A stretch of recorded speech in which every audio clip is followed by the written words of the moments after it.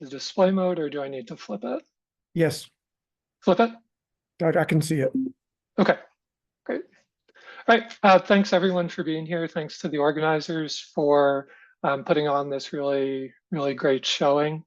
And I'm excited to tell you all about my research. So I want to start just very broadly, um, looking at the global scale that the timing and amount of precipitation is one of the main factors driving vegetation dynamics worldwide, whether we have forests or grasslands or shrublands, those sorts of habitats.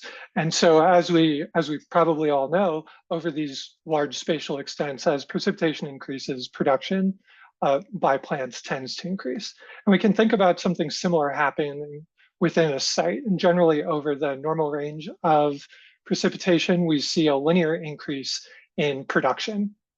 But this can become nonlinear when extreme precipitation events occur. So we have potentially a leveling off of production when under extremely wet conditions and a steep drop off in production under extremely dry conditions.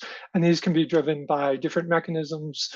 Under extreme drought, we could have mortality of entire plants or plant parts. There can be some sort of physiological or molecular limitation, so the plants can't take advantage of the little bit of water that is available.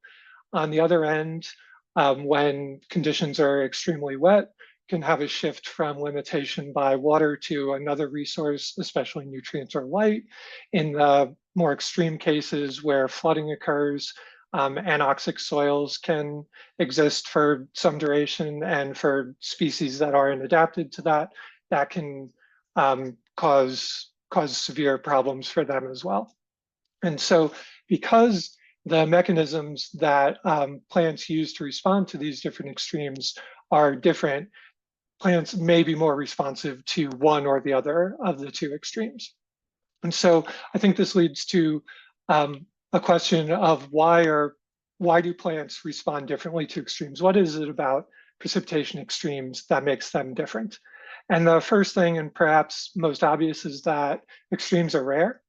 Here's just an example of the distribution of annual precipitation at one of our field sites in central Texas. This is about 100 years worth of data, and you can see from this density plot that annual precipitation is relatively normally distributed. So we have this normal range that happens pretty regularly, and then drop off in the tails where there are potentially some very dry conditions that are rare, some very wet conditions that are also rare, but they're not that rare. So during the duration of our study, the 2010s, in Central Texas, there was an extreme drought in 2011, and then also an extremely wet period in 2018 in the autumn that led to a lot of flooding. So even in the lifespan of trees, they would certainly see these sorts of things. Even in longer-lived herbaceous perennial species, you might see these extremes. And one of the main differences between extremely dry conditions and average conditions, and also between extremely wet and average, are the precipitation, the type of precipitation that's happening. So under extreme drought, you have longer intervals between rain events, and typically under extremely wet conditions, you have larger rainfall events when it does rain. Dr. And Heckman, you'll yes. want to switch your view mode. Oh, okay, I am in that one. Yep. How's that? Is that That's better? better, thanks. Okay, perfect. Thank you. So the way that plants respond to precipitation extremes may also differ from how they respond to nominal variation. So because normal conditions can occur pretty regularly, there may be more opportunity for the plants to adapt to them, and that may promote more linear productivity precipitation responses. And since these extreme events are rare, there may not be selection acting on them. There may not be genetic mechanisms available to plants to respond to all of them in an adaptive way. And so to understand some of these larger scale processes that are happening at the level of whole plants and ecosystems, it can be really valuable to look at the lower level responses. And this is just a mock-up of genes to ecosystems concept. So we go from genomes down at the lowest level up to ecosystems, and those lower level processes can propagate up to the ecosystem level, and ecosystem level processes can propagate down to the genome level. And so the whole plant responses that I'm going to be thinking about here can be the combination of response, the aggregate response from multiple levels of biological organization. And in this talk, I'm going to be focusing mainly on the transcriptomic and the physiological levels. And those levels are interesting to look at because responses to any sort of perturbation, whether it be water availability or something else, can happen much more rapidly, often than the whole plant and ecosystem level responses that are oftentimes easier to observe. And these lower level responses may also be able to buffer against higher level responses. So we might see under drought stress that plants can enable some physiological or molecular stress responses like osmotic adjustment. That can be these large changes at those levels that lead to much smaller changes in the whole plant level at the level of productivity or ecosystems. And so in this study, we wanted to address two bigger questions. The first one is whether plants exhibit differences in sensitivity to precipitation extremes at these three levels, the transcriptomic, the physiological, and the whole plant levels. And then secondly, whether those lower level responses, the transcriptomic and physiological, correspond to whole plant responses. And we did this working with the grass species Panicum brigatum, or switchgrass, which is a common grass species throughout eastern and central North America. It's one of the codominant species in tallgrass prairie. Its range is quite broad. It expands from Mexico up into Canada. And it's also a candidate bioenergy crop. And so typically, our description of its biology is changing, but the classic way to think about the species is with two ecotypes. A lowland ecotype that occurs especially in Texas, that is large with broad leaves and tends to occur near waterways in more mesic environments, and an upland ecotype that occurs further north. It's smaller statured, it has smaller leaves, and tends to occur in drier, more prairie-like conditions.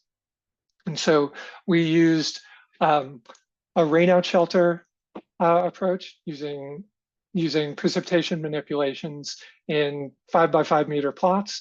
And we manipulated precipitation at three levels: a low treatment that corresponded with the average of the 10 lowest years on record, a mean treatment that was roughly average for our site, and a high treatment that was the average of the 10 wettest years on record. And within each of those whole plots, those 5 by 5 meter whole plots, in this study, we're looking at 5 genotypes. There were more in the study, but these are the 5 that had the same ploidy level, so we could incorporate some transcriptomics into it. And these genotypes were collected from a latitudinal gradient from South Texas into Oklahoma. There's a 5th genotype that was actually a cross between 2 cultivars, so it doesn't have a proper habitat of origin.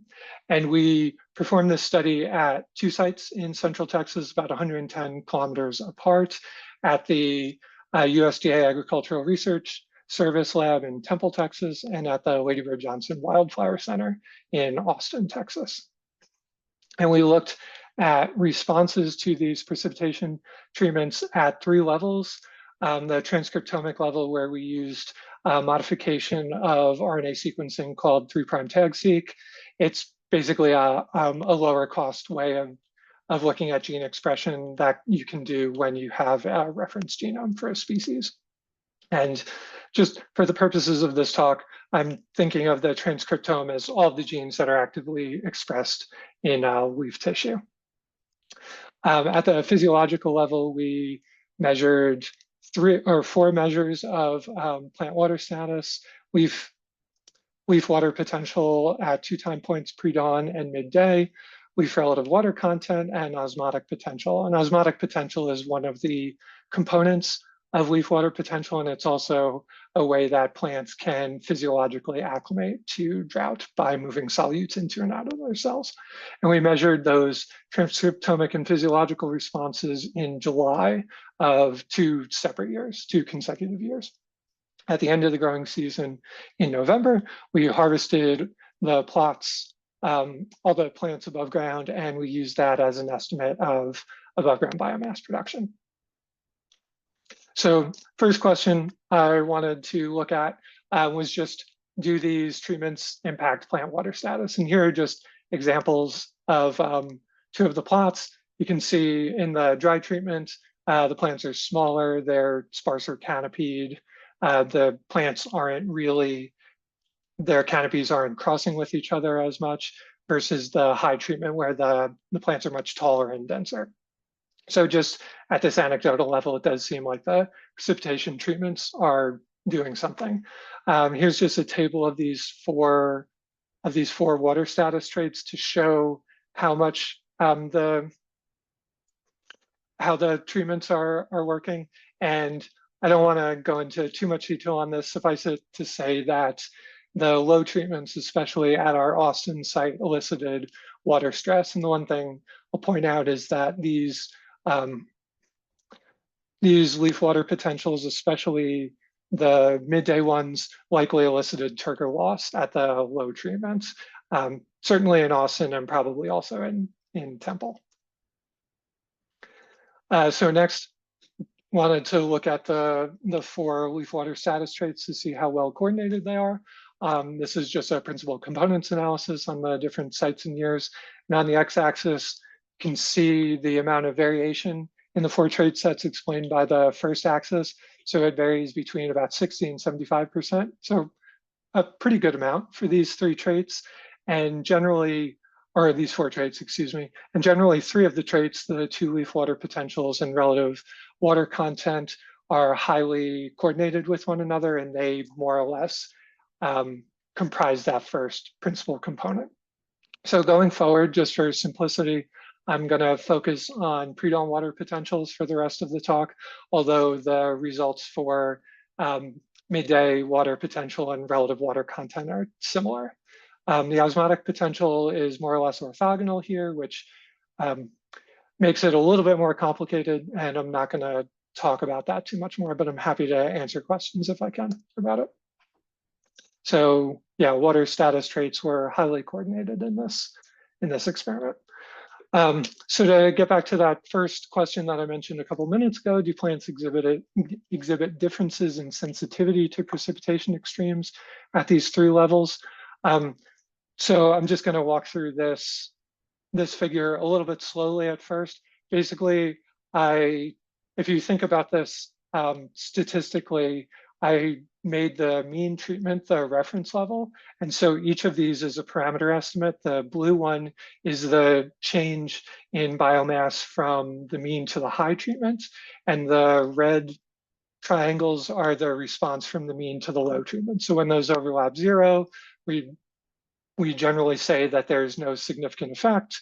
And when those credible intervals don't overlap 0, you say that there is an effect. And these are 95% credible intervals, the narrow bands, and 80% for the wide bands.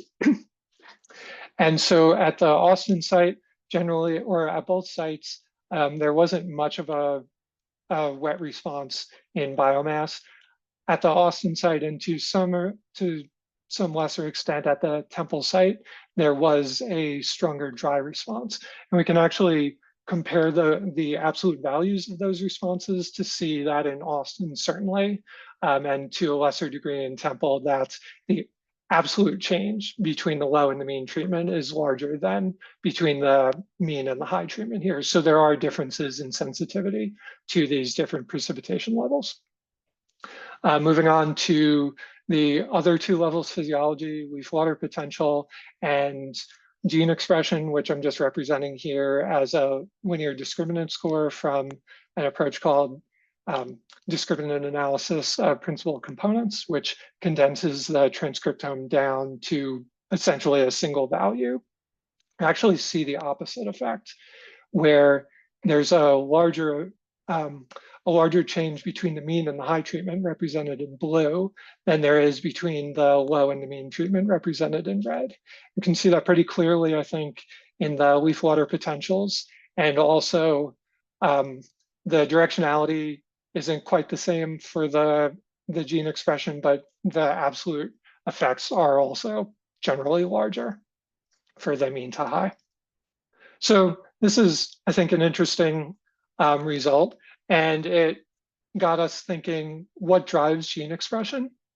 And so in this system where we're looking at multiple genotypes, multiple precipitation levels, we can parse variation in gene expression at the level of individual genes to these three groups: genotype, precipitation, and G by precipitation. And this is just a blank ternary plot showing how genes would be arranged in this space. So values down here, high contribution from G by E, up here would be high precipitation. Over here is high genotype. And generally across these sites and years, we see a much larger effect of genotype and G by E than we do of precipitation effects. So this may be complicating things a bit for our understanding of the gene expression impacts on, or the responses of gene expression to changes in precipitation and coordination between the different levels. And so next, I wanted to look at the physiological responses and how they correspond to whole plant responses. So I regressed the plant biomass on the y-axis against the leaf water potential on the x-axis across these three treatments. And what you can see is that the red, the low precipitation treatment, sees a stronger response across pretty much all three of them. So as your water status improves, as you move towards the right, and the plants are happier, basically, they're doing better water-wise, biomass production increases pretty substantially. And at the high treatment, that relationship is much flatter, especially in the temple site where it actually goes down slightly here. So this indicates that biomass production can become less coupled from water status as we move from low to high precipitation, potentially explained by differences. Another limiting resource maybe came into play, and water becomes less limiting to growth. And then finally, we wanted to see whether plant water status, physiology, or gene expression is a better predictor of biomass production. So which one of these propagates across the levels of organization better? And to get a measure of gene expression, we identified a core set of precipitation responsive genes. We reanalyzed some data from a previous study by John Lovell et al., where they took a single genotype of switchgrass growing in 4 different experiments, pots in a greenhouse, larger pots in the field, and under a rainout shelter growing in native soil, and looked for precipitation responsiveness. And we found 691 genes were responsive to precipitation in 3 or more of these 4 studies. So used that as our measure of gene expression to see how well it correlates with biomass production.